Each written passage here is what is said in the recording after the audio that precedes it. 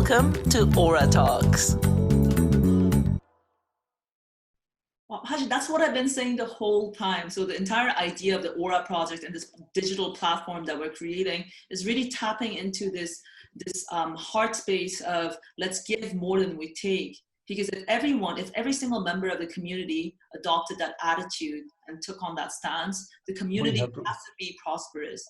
This is why realignment with the idea and efforts in that direction, we have to learn to do our own work. We should not become managers.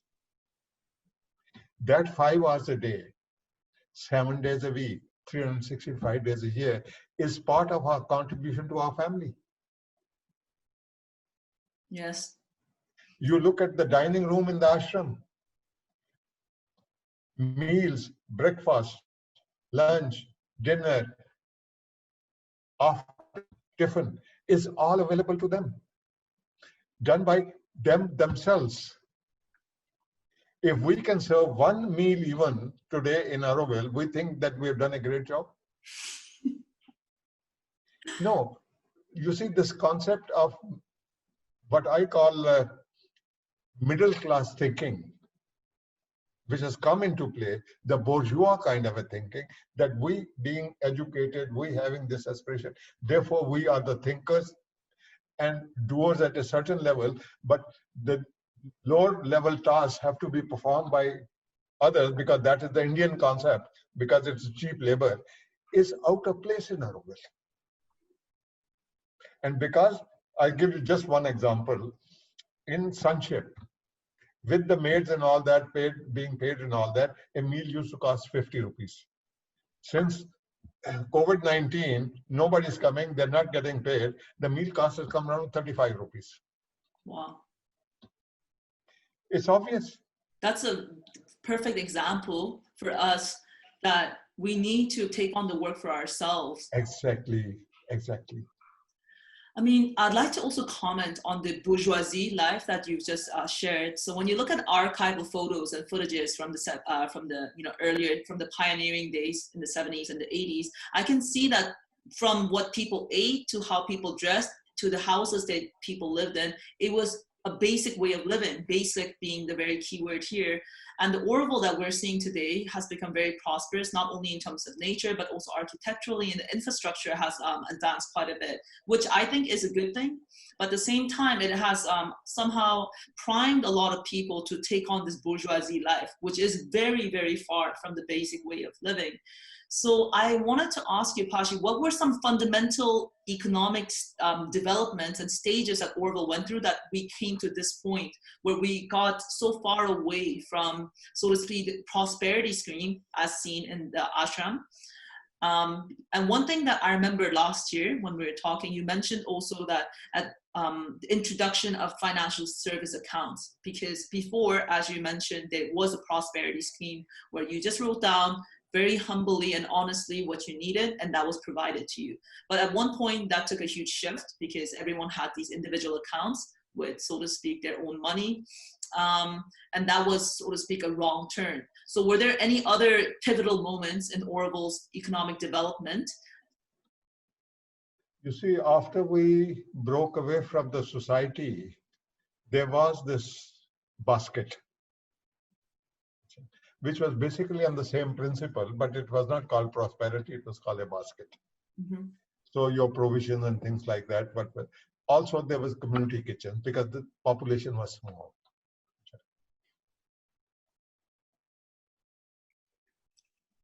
You see, since initial stages, most of the work was on the ground, hard ground, where we had to break the ground, make it fertile, things like that. So you could not wear clothes properly as you would. I mean, in fact, because of the climatic conditions, you had to be bare-bodied to do that kind of thing. So, and in any case, even if you had a clothing, it was a simple clothing, because generally, when you are in a family, what happens is, as they say, you cut the cloth according to your means. So whatever your means, you have to provide for everyone according to that. Now, what we are doing today is we're living beyond our means.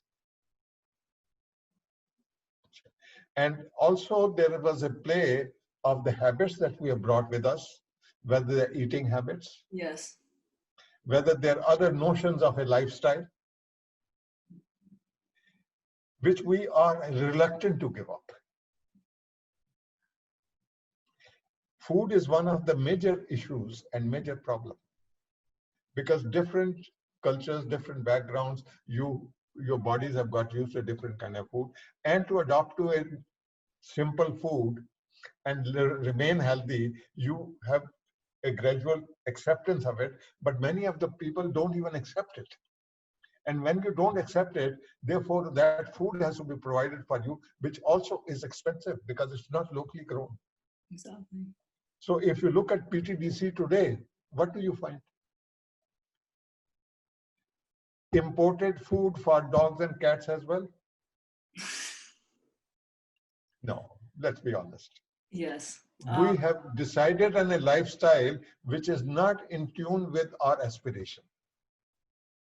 We want to live our life like we have lived in the past. At the same time, we want to talk about a collectivity, a family which is self-contained and self-sufficient. The two things don't work together. Yes, it's completely. Certain sacrifices are needed. Yes. And we should be prepared to do them. Pashi, I couldn't agree with you more. Speaking from my personal experience, I had this conversation in one of the previous episodes with Auroville youth who were born and raised. They're all in the ripe age of 17, 18. So it's very interesting to talk to them. And they also agree that Auroville, we need to get to a point where we support the local economy, what we produce, not only food, but also products, right? Because sometimes we go to Nilgiris because you have a bigger assortment, and you have more to choose from. But why we need to also, for any healthy economy, especially when we're talking about Auroville, which is a pretty relatively small place right now, we need to promote the local economy, local businesses, local food, local agriculture. But I think the challenge in it is, like you said, Pashi, for example, I came to Auroville at the age of 6 to 7. And every summer I would go back to Korea because I had to visit my father. And then I would be exposed to, again, the Korean culture way of Koreans are very consumerist, living in a very metropolitan city like Seoul. You see people buying things all the time. You see people eating fancy food all the time. So as children, I was confused, and then I would come back to Auroville, and there would be, okay, let's eat rice and dal, or let's eat rice and sambar. And then there was this part of me that I'm like, what? But just a couple of weeks ago, I was eating this and this food, riding in this fancy car in an AC environment. So that's where I think the challenges of globalization comes to play. On one hand, yeah. Shall I share a story with you? Yes, of course. In ashram, there are also people from other countries who are not used to dal and rice. Yes. Mother started a restaurant for them.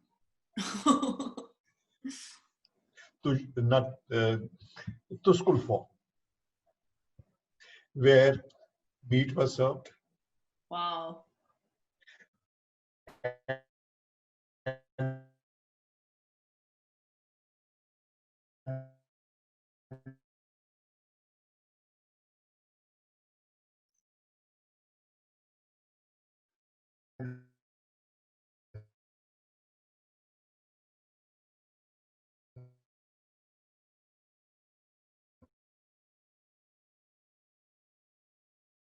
Who were the waiters? Students from. So there's a separate kitchen for them called the corner house. Mm-hmm. Meat, eggs, fish, it's all served to them. Choice of vegetarian food is in the ashram dining hall, where adults who are doing the sadhana. But if you want to have a meat, okay. Tuskul Pho was a really wonderful, it upset many people in the ashram. How mother dare tell these people to eat non-vegetarian? But that was the need of the body. Why she has encouraged the children to receive meat, fish, and eggs? Because it's the need of the growing body. So let's not get into this kind of a rigidity that we have. Mother never was rigid. What we have to do is, we have to live within our means in the best possible manner. And I tell you, when you look at the international zone, crown of the international zone was to dispose of full of international restaurants and residences. Where are we with it? We have forgotten that we have a master plan. The more and more we look at it, everything is provided for. The restaurants should offer free meals to the residents. There are countries that I know where restaurants on their own initiative offer free meals to the residents of the area. Why can't Auroville do it? Yes, we are. So there are 101 things that if our attitudes are right, if our approach is correct, and as you rightly said, if we are not insecure anymore, giving is possible when you're not insecure. Exactly. And we have to establish that security without fail. For me, that is the purpose of the positive economy. Yes. And I agree that to provide the security that's needed to transcend past this fear mode that we're living in, or survival mode, is we need to create a prosperous economy that can generate also income for the community, including ways like the mother said, being industrial. And we didn't take that approach. We became more craftsy and artsy, which is not bad, but that's not necessarily the main generation of income. And then there's also this criticism that I've heard so often that Auroville relies too much on tourists, that Mashu Mandir became a golden Ferrero Rocher for people to come gawk at, and people want to get a taste of the Auroville life. But that's also not a sustainable source of income, as COVID-19 has shown, Pashi, because obviously tourists. Of course, as far as I'm concerned, you see, interesting point is, mother at one time thought of an idea of an corporation located in Paris, which will offer bonds to people to support Auroville. Wow. A bank to support Auroville. So there's no limit to the ideas that she had. She seems like the most innovative She entrepreneur. was absolutely with her feet on the ground. Wow. Pashi, then the question is, we're talking about, through this conversation today, I've already been reminded a lot of what Auroville stands for and what Auroville envisions. But what are some concrete implementable steps, the community that we have today, right? Amidst COVID-19, amidst the flaws that Auroville has, what are some concrete steps we can take towards a cashless, moneyless society? The first, a couple of suggestions that you have, because you've been engaging with this topic for such a long time, so I would love to hear from you. So you already talked about agricultural, like forestry, and that I thought was also a very interesting idea. So what are some other ideas that you have? You see, my first basic effort will be to make most of the services budget oriented. Mm-hmm. Dining room, for instance, the solar kitchen. Yes. Can solar kitchen cater for all the 3 meals? I need the manpower in shifts. Even 5-hour shifts is enough. 3 shifts. Okay. So that is the manpower. Then there are the condiments and the materials and so on and so forth, and the expenses and all that. If it is internalized based on our own efforts, including newcomers, I will not exclude them. No paid labor, but provide meals for all those who can come and eat there, and also tiffin carrier service to others. So that relieves a lot of people. Budget it out and give them the budget, so they don't have to charge the individuals. Similarly, in PTDC, give them the budget. You have an approximate idea how much it costs per individual. Yes. Give them the budget to manage the materials, so that when you take the materials, you are conscious that you are not overdoing it. And underdoing. You're taking it what you need. So it is a constant effort of being aware that you are living in a different society where you are not cheating. you're not doing excessive things for yourself, because the food is available the next day also. So let's not panic. So according to me, these services all should come on a budget. But why isn't that budget being given, so to speak, to Solar Kitchen? I'll tell you why. Let me just... Yes, Pashi. Because if you look at their budget allocation, you will find totally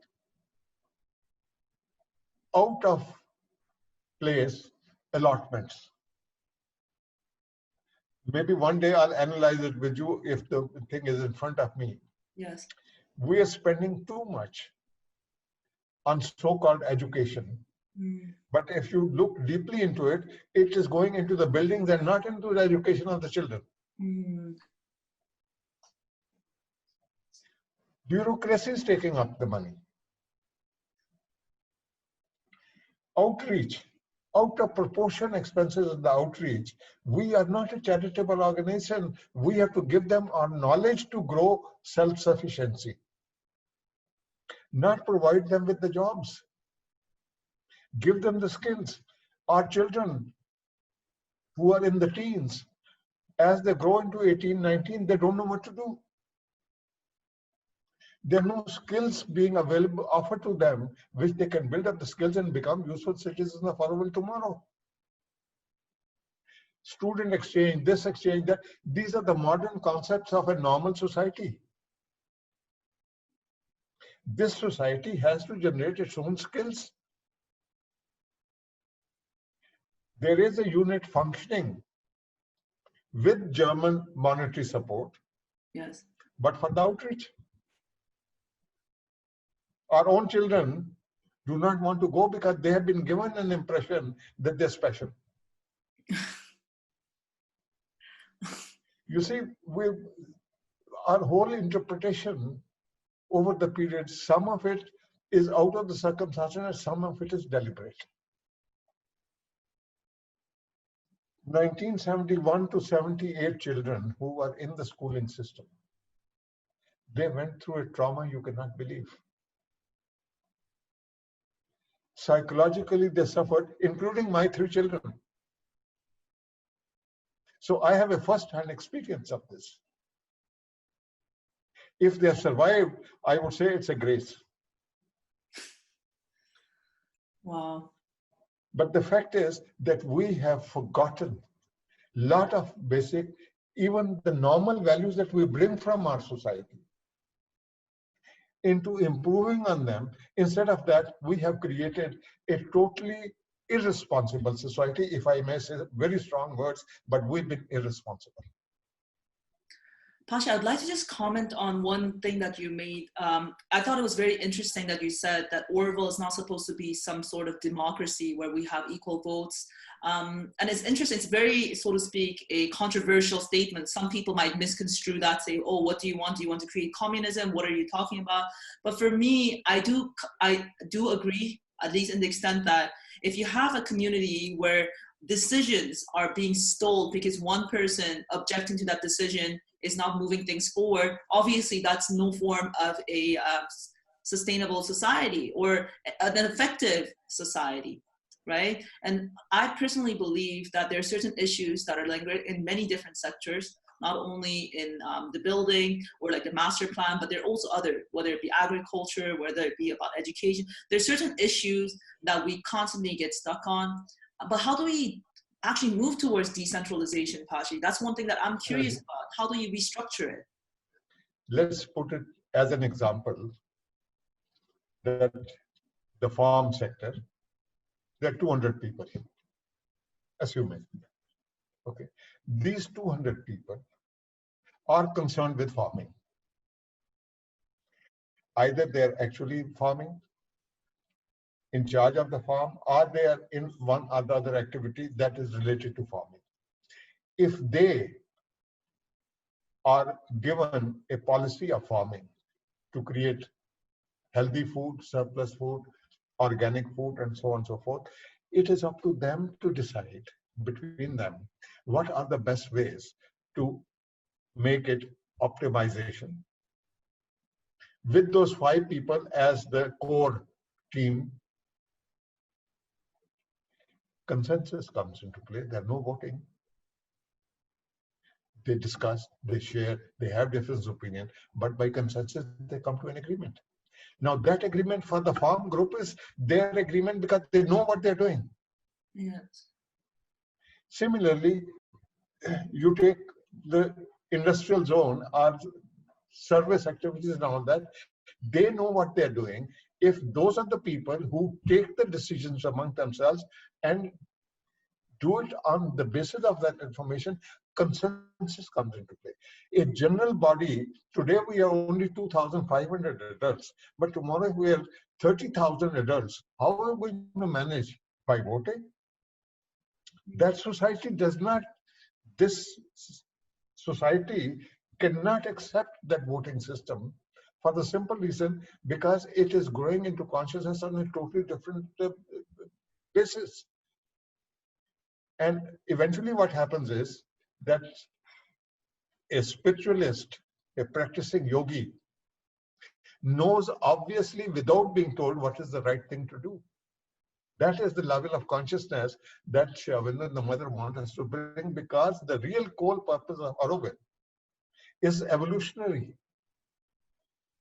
which not many people know about.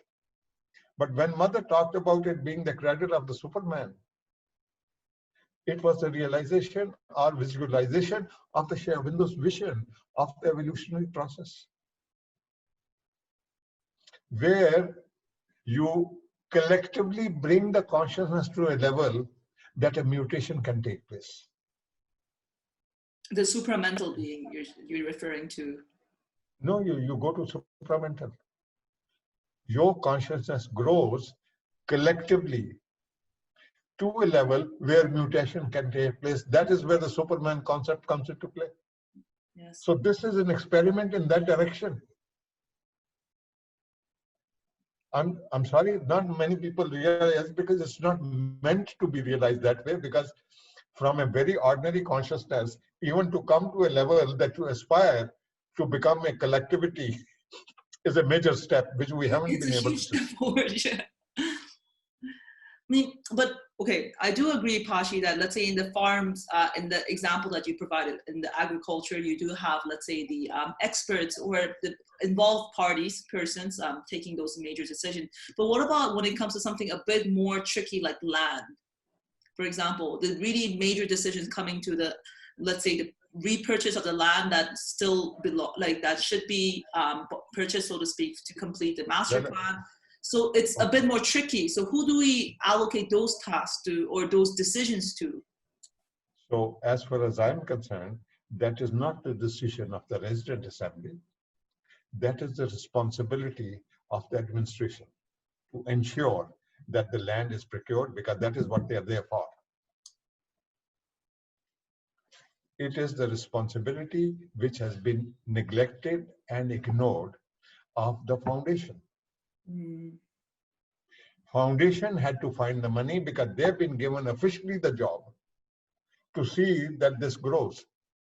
And this I've mentioned again and again to the members of governing board and the chairman. You are passing the buck on to the residents very conveniently. You are not taking your own responsibility seriously. Okay. And now it is on record, because the working committee also has made a request to the governing board to get either a grant or a loan of 100 crores of rupees to buy the land in the city, because city was the mother's focus. At least the city should be secure. In Greenbelt, we can have a joint lifestyle with certain people, with a certain control and certain discipline. But in the city, we cannot have any third party. And in today's situation, we need 100 crores of rupees to make an offer and take it. We also need the Tamil Nadu government support to legalize our master plan, which is not, it's at the moment a piece of paper. We have been for 20 years discussing it, 2001, this master plan was approved by the HRD Ministry of Government of India. The next step was to ask Tamil Nadu government to give it a statutory recognition. 19 years. I've been at it. But what happens? Internal thoughts, pressures, insecurities. We have not allowed it to happen, in spite of the fact that the working committee, the resident assembly approved the master plan. Even today, we are discussing the master plan.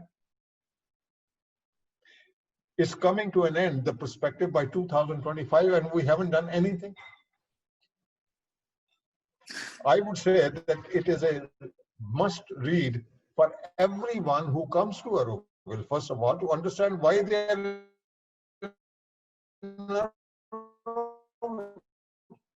How many people understand what the master plan is all about? So you see, we got sidetracked into being already a society. We are a camp of workers. I've never heard with families. I've never heard Auroville being referred to as a camp of workers. Thank you for reminding us. Pashi, I'd like to refer to a previous example that you gave. So one of the inescapable confrontations that COVID-19 or the outbreak of COVID-19 has brought was the reliance on external workers, right? Especially from the surrounding region. Yes. And that it really highlighted that it is more sustainable and better for our economy to do the work ourselves because, as you said it so eloquently, we are a camp of workers. I have two questions regarding this. Number one, I spoke on the last episode of Aura Talks to Vikram Mani, who's a facilitator, and currently he's facilitating several difficult conversations between Auroville units and the local residents, so like local Tamilians who got let go from these units due to like obviously budgeting issues. And he's facilitating these conversations. And what he told me that there's a lot of frustration and perhaps even some level of anger from being let go. So how can we avoid a situation where we don't have a good neighboring relationship with the surrounding villages? Because it could lead to that if we, so to speak, take on from one day to the next, we are working alone, we don't need you anymore. So how do we, that's my first question. And the second question, Pashi, is how do we create a society where people actually do the work? Because yes, it's easy to say in theory, 5 hours a day, 7 times a week, 365 days a year, but do we need to create a reinforcement system or some sort of a sanctioning system wherein people actually have to be held accountable for not making those contributions to the community? Because when humans, when left to their own devices, sometimes they don't actually carry out the work, right? So we don't want to create this bourgeoisie, senior home where people are coming to retire, as you also mentioned earlier. So let's just discuss, if you could share thoughts on the first question. You see, as a first step, we have created a village action group. It's been operative for a long time. Yes. According to me, the emphasis of the village action group should be that coordinating between the local government, the central government, and the local panchayats as to what are the facilities available through these governmental agencies for the women or for the children's education and self-reliance and self-support and all that, and facilitate these possibilities so that they don't have to look for jobs outside. Mm-hmm. It's a slow process, but it is a process where we are helping our neighbor because we are better equipped, not by offering employment. At the moment we have offered them employment, and if we immediately discontinue, we're asking for trouble. Yes, exactly. That was my concern. But we have created the situation because of our own stupidity. But to get out of the stupidity, you have to give them a positive direction that more and more people find that it is profitable to stay at home and do the work so that I don't have to depend on Auroville to pay for my food and so on and so forth. So it is a starting point. Change your focus on different things. I give you just one example. You see, every evening, women with bicycles with 10, 15 kg of tree branches and wood and so on and so forth, carrying their home for their firewood. Yes. The government has a policy of giving free gas cylinders for what they call below the poverty line people. If this was directed in that case, direction, help them to get those gas cylinders, not at our cost, but at the cost of the government, because there's a policy, and this wood will become our asset to convert it to compost. Well, that's one. That's a great example. That's a great example. So the way I understood what you just shared, Pashi, is that Auroville should become, so to speak, give endow the tools that the locals need to, so to speak, empower themselves, but not necessarily through employment, where we say we'll employ you, but the knowledge and the skills and that they need to, so to speak, empower themselves. Is that right? Yes. Yes, and I'll give you another example. In the industrial units, none of the managers of industrial units want an Aurovilian to come and work for them. Why? Because we're not reliable. But that's bringing me to my second question, Pashi, right? About accountability and reliability. So why we are there if we're not reliable? Where is your concept of identifying yourself with a willing servitor? If you do not have the discipline of being a willing participant, and you want to do your own things, this is not the place for you. Why are you here? In ashram, it's the same kind of activity, only the ashramites are involved. And they do it every day, every week, every year. And yet they have the time for various other activities which they have interest in. We are not disciplined. We are not, you see, the self-discipline is the demand of the time. Willing servitor is an offering of yourself. Yes.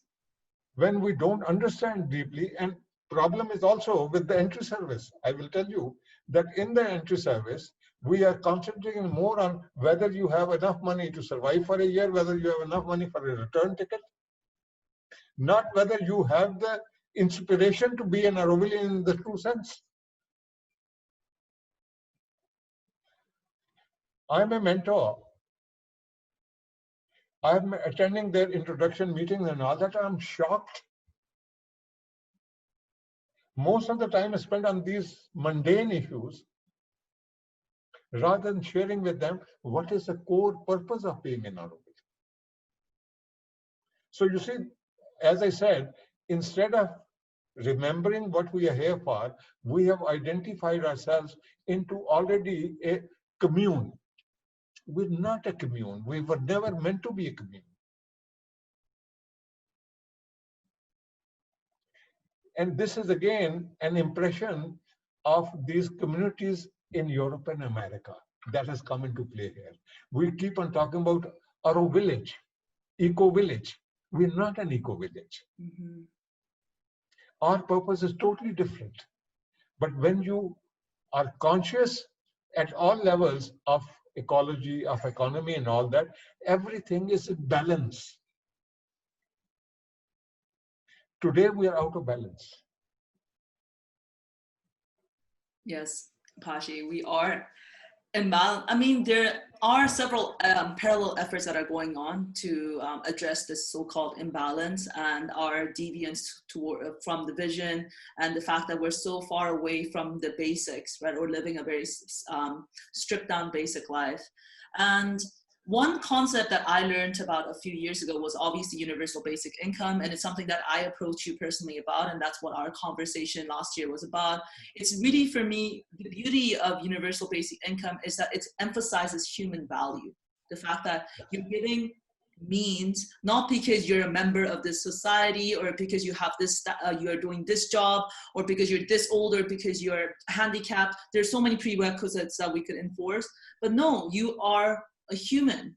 You are a living person who has incredible potential to contribute to the community. And by giving that faith, right? And by giving that trust to you, okay, here your basics are covered, you create a society that's built on trust, that where people can self-actualize and really contribute in creative ways. Because as you mentioned earlier, Pashi, Auroville, especially, I speak on behalf of many Auroville youth. I had dinner a few days ago with a fellow Auroville child, and he said that it's coming to a point where Auroville kids feel suffocated and financially because they're not getting the support from the community. Despite the fact that they're working hard. There's a friend of mine who's working in forest commerce. He's taking care of the entire forest, which is a lot, as you can imagine. It's a full-time job. And for that, he's not even receiving a full-time maintenance. So we can already see that there's some issues, right? That the fact that like a person who's taking care of a large forest in Auroville is even struggling to receive full-time maintenance. That is, out of 2,500 adults, only approximately 500 are on maintenance. Exactly. Isn't that an issue, Pashi? Children are not considered at all. You see, a lot of single parents are coming with children now because they think that this is the right kind of environment, all that. And those parents are struggling themselves. Yes. Unfortunately, this is what I mean. If a child is given the food that he's happy with, if the child is given an accommodation that he's happy with, if the child is given the sports activities that he's happy with, why would he be asking for a prosperity or even maintenance? It's there. Because in the family, you don't ask for a maintenance. The parents provide for everything. Yes. And if parents are not able to, if the grown-up children are there, they all pulled up. This is why I keep on saying, Auroville is a family. The moment we bring the family concept into our perspective changes. At the moment, we are not treating ourselves as part of the family. We are individualizing it. It is still very much a Europeanized concept because a large number of people from Europe and America are participating. They're not able to get over their background and their habits. Because in Europe and America, single families have developed, the joint family system has gone long time ago. Yes. India still lives with joint family system. And Auroville is a joint family. Yes, I mean it's a struggle to deprogram yourself from the condition. Why should a child's parent pay for his schooling in Auroville? Why should? Why should a child's parent pay for his food in Auroville? Or accommodation? No, the children are the asset of Auroville for the future. We don't do that because we have individualized everybody. Take care of yourself as best as you can. Don't ask me. Yeah. But how does because I am not taking the responsibility as a parent. If I am in governance, I am acting like a parent. I'm responsible. But I pass the buck and I want the glory. Our level of consciousness has to grow in sincerity, in humility, as an offering to the mother of our work. We are today weighing half maintenance, the most stupid idea that I know.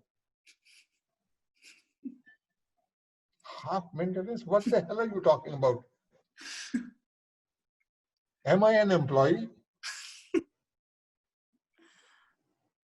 You see, we've done the whole thing topsy-turvy. We've developed a language which fools other people. But internally, we have created a mess.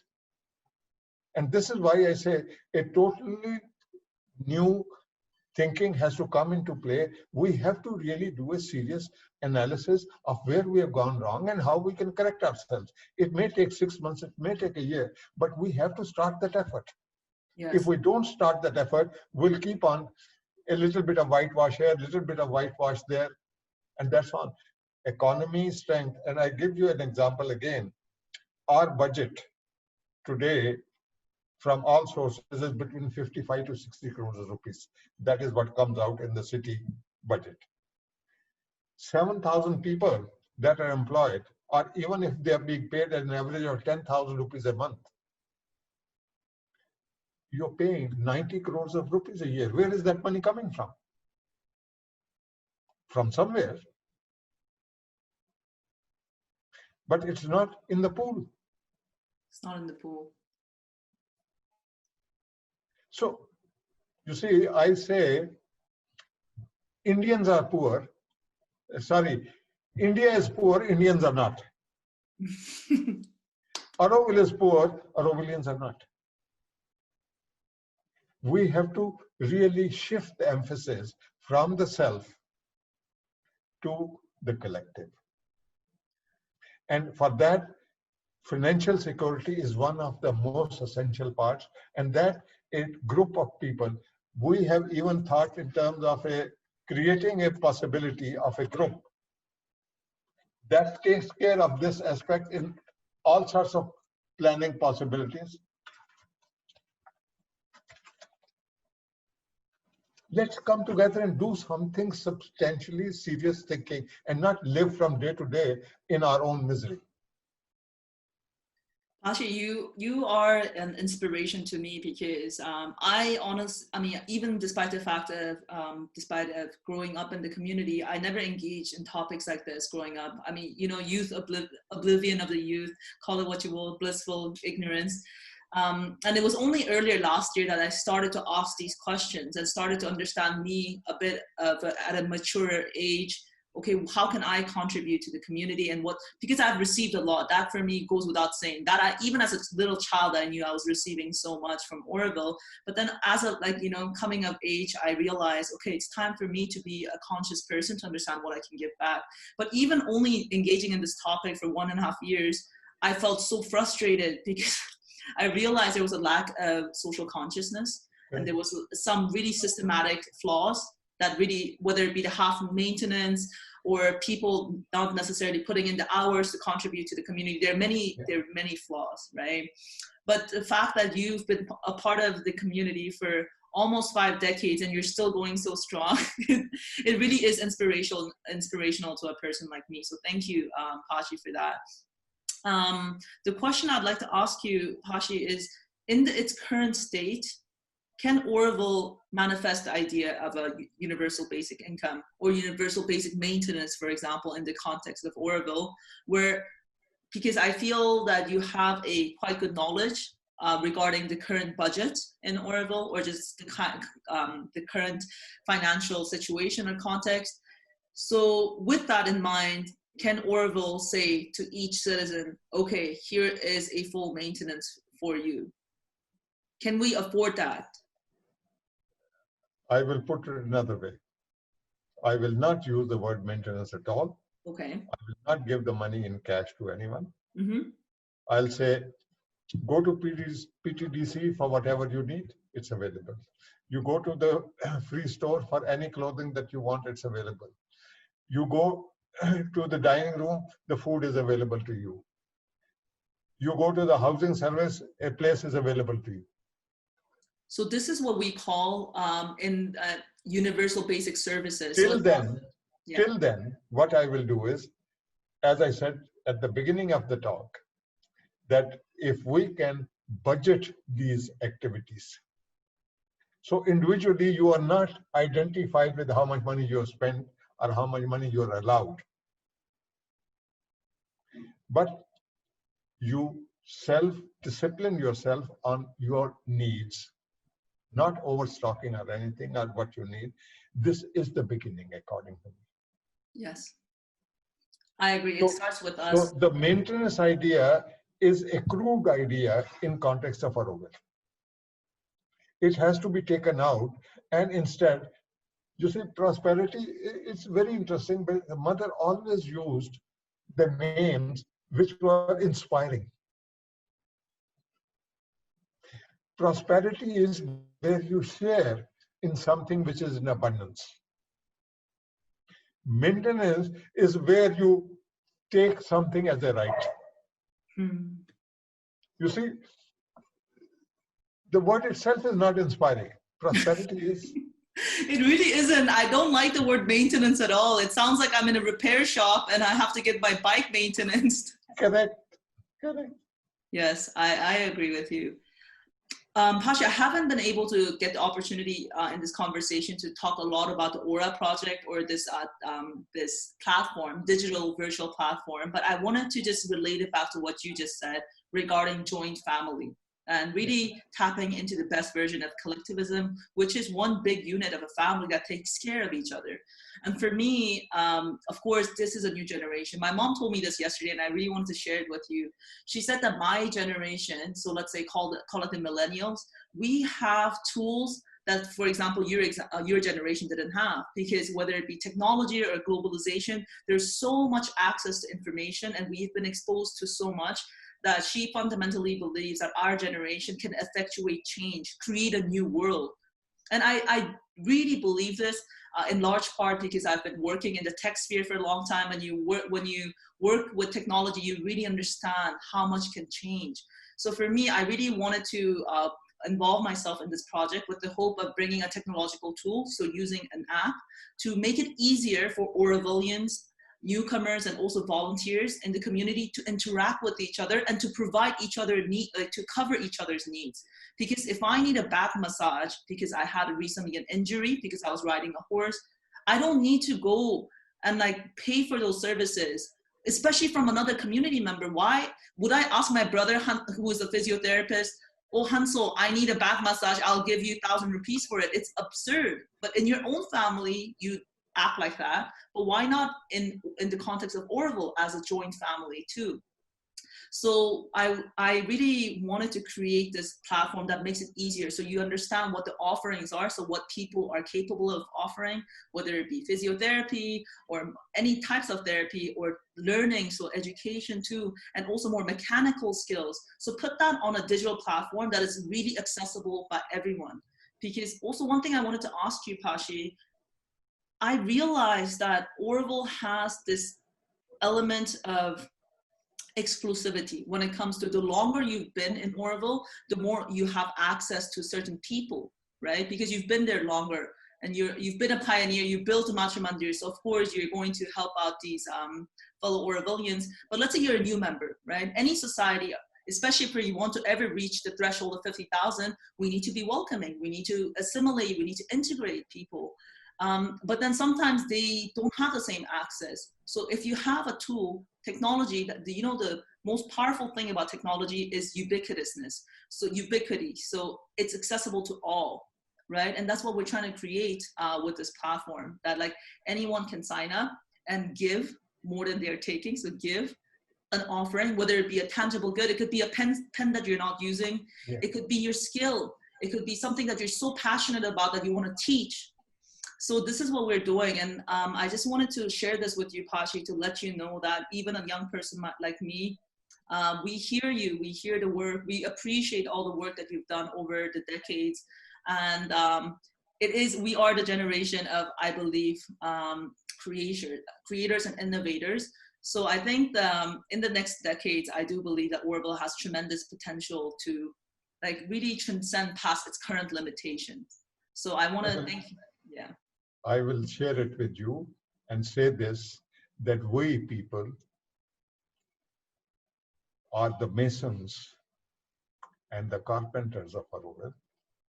The real Aurovilians are you and the future. We misuse the word Aurovilian. Basically, our status is a resident volunteer. We are here to provide the basis of the future Aurovilian to be in that consciousness and in that lifestyle that the mother has envisioned. We are not the ones. But I'm afraid that even our educational system today has got corrupted. Necessity has created so many diversions of a lower nature. And the I again and again say that people in the management should have acted and behaved like parents to say that we have to provide for ourselves and our children. We haven't. This has to come to a change, and this is why exploring prosperity means really seriously wanting young people to come and participate, share with us, and also understand what is the real purpose of Auroville. Because more and more we explore together, the more and more understanding will emerge that Auroville is not what we have conceived, but it's something totally different, where we can really do something totally unique. And yet, being part of the family, we do our chores and yet do it in a manner that is not taking away the strength from the family, but it is strengthening it. It's making it prosperous, it's making it self-sufficient. We are not married to a particular theme or idea or a project. No, we are doing something which is harmonious and in harmony with everything that we're doing. That harmony we have to bring in. Yes. And when there's a harmony, there's peace, there's enjoyment, and there's Shanti. I mean, Pashi, in terms of just your comment on the education system, I do agree there were certain conversations that we didn't have, even in my days in Auroville, which is now past almost, it's almost been 10 years. For example, we didn't really learn about Auroville philosophy. For example, I can't speak for the current educational system or like the lessons that they're having. But when I was growing up, I never knew about, for example, the ratio that you just shared with me, right? About just the amount of people in this 50,000 and also the different zones, why it's called industrial zone and what was envisioned for this zone. And I think that's so fundamental. So I hope that maybe even with the restrictions, we can create maybe like a conference call with invite some younger youth. So like who are still in law school or future school to hear these conversations, Pashi, because I really believe that, you know, the advantage of being young, I think you're always young. I mean, you can always remain young in spirit, but I think what happens with age, you tend to get a bit more rigid because you have your views and you get fixed on your views. But when you're a youth, you are open and you're so malleable. So at that very nascent stage to really expose the Auroville youth to these ideas of what Auroville is supposed to be and why it's not the way why it's not like that right now, what were the wrong decisions or the wrong turns that we took. I think those are very important. So hopefully this is something I'll look into, Pashi. I hope I can organize a little conference call with maybe some Auroville youth and you could just share your vision. I'm not sure if they're of mature age to actually take it all in, but rest assured we can give that an attempt. But I can tell you that when the education started in Auroville, and when it came to the naming the buildings, you're familiar with very beautiful names that the mother chose. Yes, yes. Last school, no school. And there was a meaning behind every one of those. This is what I would like to share with the young people, because mother's vision on education was totally different than what it turned out to be today. So, Pashi, I really would like to, I mean, first of all, I would just like to conclude this conversation. I've taken a lot of your time today. I think it's great that this session was recorded because, you know, I enjoy our conversations, even the one last year, but it wasn't recorded for everyone to listen to and watch. And this will be in the eternity of the internet for anyone to watch. So I think this is fantastic because I've learned so much from this conversation, Pashi, just about your personal experience, your personal journey in Auroville, but also just I've been reminded of what Auroville strives to be. And I think that's beautiful because the world doesn't get better without a visionary, right? And I think each of us has the duty to be a visionary for Auroville and carry out, manifest that vision. So thank you for reminding me of that.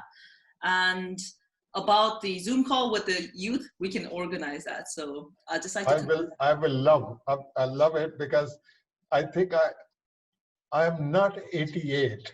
I'm 12-year-old. Oh, Pashi, I would like to repeat that exact sentence when I'm 88. And then I'll say, once a man named Pashi Kapur told me.